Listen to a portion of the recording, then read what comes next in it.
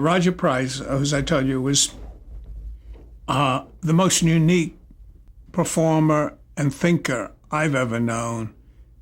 In a dedication to him, in one book I wrote, Roger was one of a kind, of which there was no kind.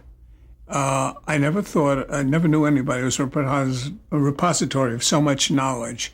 He knew the Bible, Greek literature. He could quote Montaigne essays, and he also read everything that was current. And he was word-oriented and a very complex man, but not when he wrote. He wrote cleanly and simply.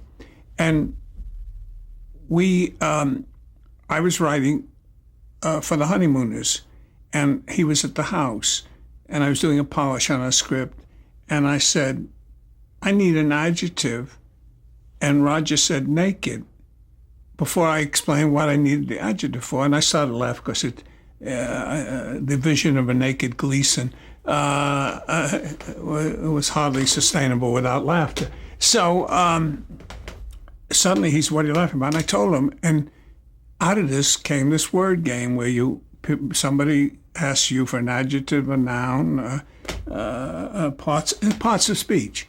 And we didn't have a name for it, but we played it at parties, and it always worked. And one day, I don't remember how, I remember it was at Sardi's, the name Mad Libs for the game. Somebody said something about ad libs, and somebody else said it's a Mad Lib. And we looked at each other in that moment we recognized this is it. So we quickly ran to Simon & Schuster, who published Roger's books, and said, we have this word game, which they liked, and it's called Mad Libs. And they said, marvelous, why don't you go to a game manufacturer? We said, no, it's a book. They said, no, it's a game. So they sent us there were a lot of game manufacturers on 23rd Street in New York, and we went to one who said it was a book.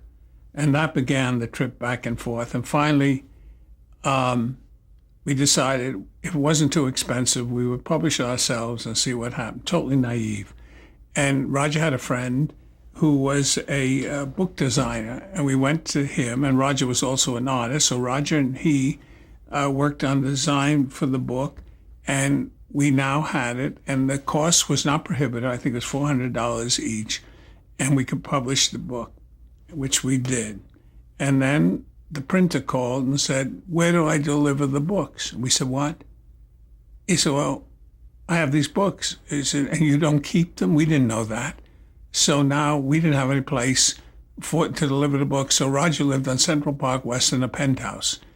And fortunately, he wasn't well furnished. So his dining room became the warehouse. Now we said, how do we get rid of these books? And we kept going around, and finally we went to one publisher after another, and they said, no, we don't distribute books, we publish books. And then E.M. Ballantyne was a friend of Roger's, said, well, I'll help you out. And he took our books and distributed them, and within 4 weeks he was sold out in New York alone.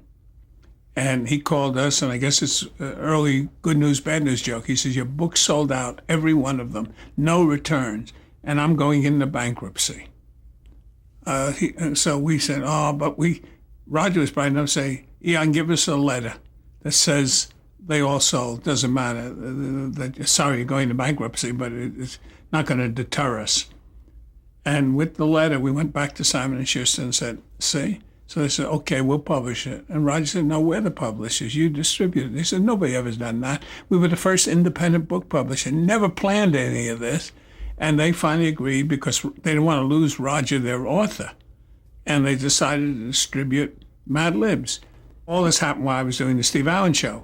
So I took Mad Libs to Steve Allen and said, here's a great way to introduce our guests. We're always having an awkward time, but if we have the audience contribute verbs, nouns, adjectives, adverbs, then we can read it back as the guests come on. And he said, well, it's certainly worth a try. And it worked so well that it became our introduction for guests for about 9 or 10 weeks. And Steve held up the book at the beginning of the show and at the end. So sales zoomed, and there we were, Price Stern. And eventually, Price Stern became Price Stern Sloan. when neither Roger or I wanted to continue in the book business, and Larry Sloan, a friend of mine from high school, who had worked on the varsity shows with me, was now a publicist, and he said, "I'll be happy to continue running if you want." And we said, "Great." And he built it into a huge corporation.